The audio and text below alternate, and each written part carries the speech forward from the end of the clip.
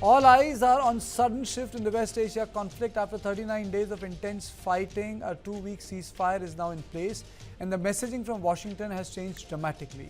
US President Donald Trump is calling it a big day for world peace and speaking of a golden age of the Middle East. But just weeks ago, the rhetoric was starkly different with direct threats to Iran and warning of severe consequences that pointed towards deeper escalation. The sharp pivot is now at the center of the debate. From escalation to de-escalation, from pressure tactic to peace messaging, Trump's tone has undergone a dramatic shift. The question is, what changed? Was it the reality on the battlefield where objectives proved harder to achieve than anticipated? Was it mounting global pressure to pull back from the brink? Or was it a strategic recalibration by Washington? Because when a leader moves from threat of force to promise of peace in a matter of weeks, it is not just diplomacy at play, it signals a shift in ground realities. US War Secretary Pete Hegseth meanwhile said that the President Donald Trump showed mercy on Iran while he had the power to completely cripple Iran's economy. President Trump had the power to cripple Iran's entire economy in minutes. But he chose mercy. He spared those targets because Iran accepted the ceasefire under overwhelming pressure. The new Iranian regime understood that a deal was far better than the fate that awaited them. This new regime just happened to look at what happened to their predecessors. Their top leadership was systematically eliminated. The previous Iranian supreme leader, dead. The Supreme National Security Council Secretary, dead. The Supreme Leader Office Advisor, dead. The Supreme Leader Military Office Chief, dead. The Defense Minister, no longer with us. The IRGC Commander, dead. The Armed Forces General Staff Commander, dead. The Intelligence Minister, dead. The IRGC Navy Commander, no longer here. The IRGC Intel Chief, dead. I skipped over a bunch and I could go on and on and on. So is this a genuine breakthrough or a forced climb down?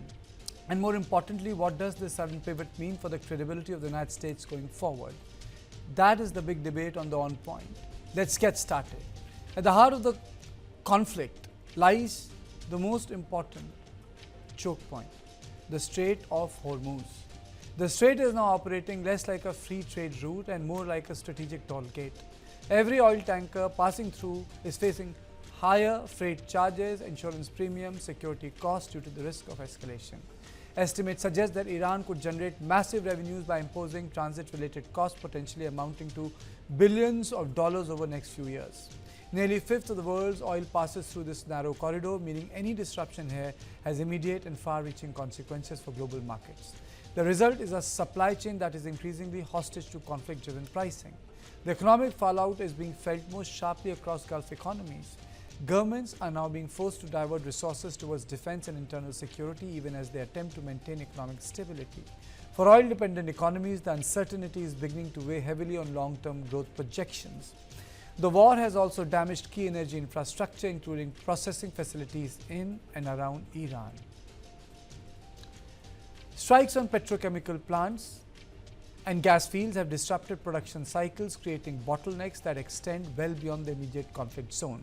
This has translated into continued volatility in global fuel prices. Experts warn that even with a ceasefire in place, repairs to critical infrastructure could take months, prolonging instability in energy markets. The ripple effects are now reaching the global south. Developing economies heavily reliant on imported energy are facing rising fuel costs that are feeding directly into inflation. Sectors such as manufacturing, transport, logistics are slowly down as operational costs climb. This in turn is putting pressure on jobs and wages, with migrant workers and informal sectors particularly vulnerable. For many of these economies, the crisis is not just about energy, but about livelihoods. And at the same time, cracks are beginning to appear within Western alliances. Difference between the US and European partners on how to handle Iran are visible, telling us that there is a trust deficit. Policy disagreements are beginning to strain cohesion within alliances like NATO. The divergence could have long-term implications for coordinated global response to crisis. And lastly, will Hormuz function as a toll plaza or a free passage Let me introduce my guest. I'm joined by Ambassador Prabhu Dayal, Professor Swaran Singh, and Lieutenant General Sanjay Kulkarni. Thank you all of you for joining me. Let me straight away go to Ambassador Dayal. Sir, I mean to say, there was no toll before the war. Now we are ending up with a toll. Bloomberg report says that in coming years, Iran will end up earning $500 billion in 5 years. I mean, so this looks like a sad joke. Well, first of all, thanks for having me on your show. And you have rightly commented that following the outbreak of the 2026 US-Israel-Iran war, the Strait of Hormuz has effectively been transformed into a high-stakes toll booth controlled by Iran's IRGC.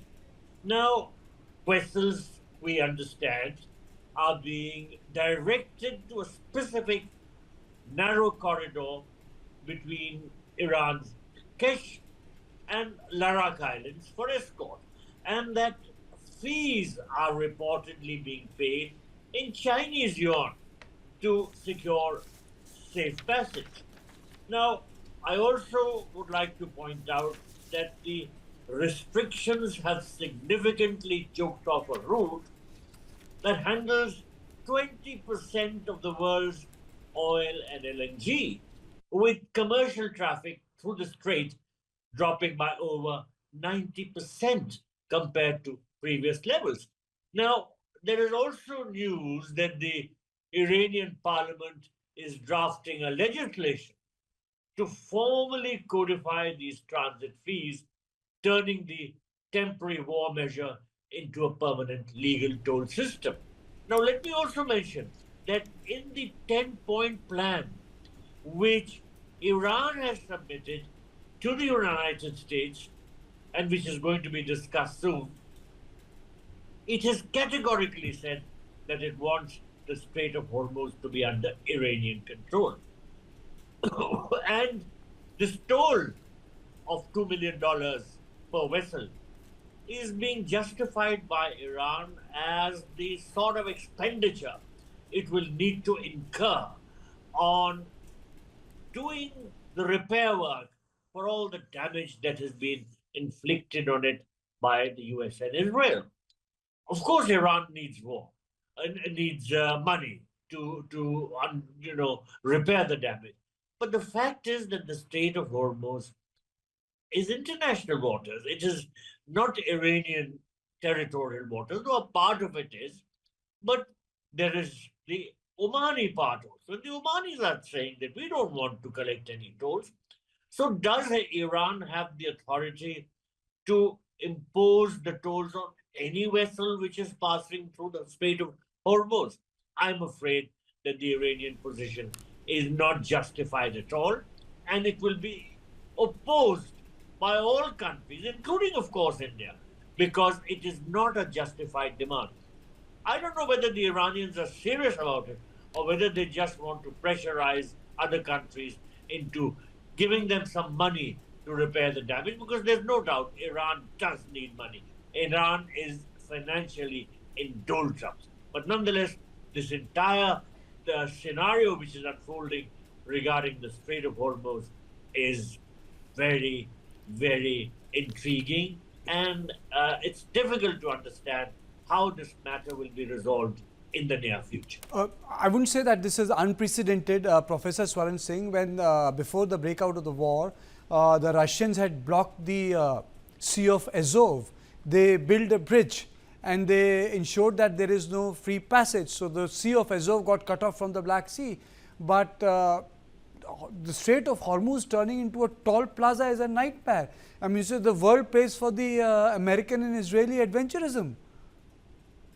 It's clearly reminding one of the conversations among imperial powers during First and Second World War as to how to divide the loot, as we often hear an Indian word now being adopted in English. So the end result here, if you follow what Iran is proposing to control Strait of Hormuz, which was not in discussion before this conflict began, would make Iran in control of this region's 25% of global gas exports, 20% of global crude exports, large amounts of fertilizers, and also imports, because these countries in the Gulf don't produce their own food, don't manufacture any of their daily consumable products, like even automobiles and other things. So all of this import and export from this region then becomes, you know, under certain control of Iranian regime. So it's not just matter of collecting fees for reconstruction of Iran, but potentially turning Iran into the gatekeeper for this entire region.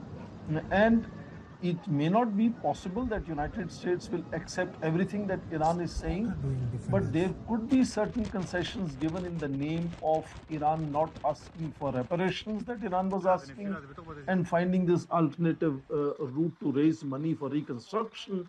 But once it is put in place and codified, that would make Iran enormously powerful and potentially in eyes of United States and Israel perhaps dangerous.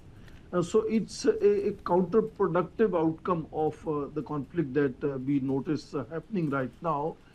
And we see, as you mentioned in the beginning, divergences within Arab states, within European states, as to how they want to respond to these 10-point proposal from Iranian leadership.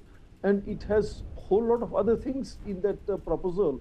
Proposal still mentions, to my surprise, asking for withdrawal of American forces from this I think the entire world is region. still recovering from that civilizational tweet, you know. People were up from 2 p.m. in night, you know, what will happen.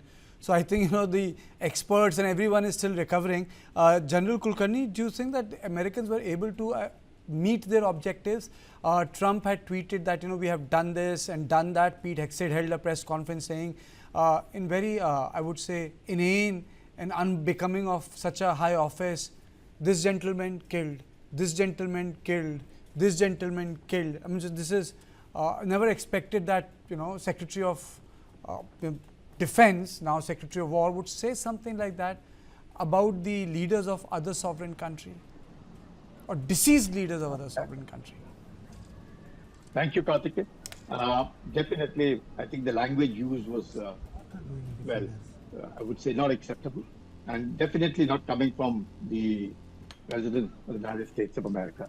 But then we know how he's been talking about, well, it was not even, it did not come much as a surprise. But notwithstanding what he has said, the Americans, whatever objectives that they set about, if you look at it from the point of view of Israel, definitely Iran has been, you know, pushed back by at least about 20 to 50 years. And therefore, that existential threat that was expected for Israel has been at least on hold for a long, long time to come. Secondly, as regards the regime change is concerned, the goal, not the regime change, but yet people would have changed and will change, obviously, because all those who were there earlier have all been assassinated. And therefore, but not the ideology. People will definitely change. The third part, as regards the nuclear is concerned, even after the 12-day war, much of it was being claimed that it had been decimated and a lot had been destroyed. But the missing 440 kgs of enriched uranium still missing. And notwithstanding what Iran actually went about enriching this uranium, not as IAEA would want to do it or anybody else would want to do it, the clandestine enrichment by the Iranians also led to a question mark as to whether they were not sincere enough just for energy, but for subsequent making of a nuclear bomb. If that be so, definitely I think Iranians are wrong on that issue. But the Americans, having pounded Iran very badly, have virtually destroyed Iran to a large extent. It hasn't led to Iran getting demoralized. Instead, the morale of the Iranians went sky high. So much so that despite all kinds of misunderstandings and the happenings within Iran a few months before to what happened on the 28th of February, the Iranians still stood as one rock under the flag and decided to take on the might of the United States. And therefore, the thing that they found was a small clip that I found of even Mohammad Shah Pahlavi, in which he stated known certain terms in 1974 that how he also would have weaponized the Strait of Hormuz, how he would have also used nuclear. Imagine both things. 1974, Mohammad Shah Pahlavi has stated in no uncertain terms, and therefore the Iranians just did that again in 2026 to ensure that weaponization had led to it, because reparations, compensations, Iran wouldn't get it from the United States of America, and the United States of America had their eye on the oil. It wasn't for anything else, the petrodollars.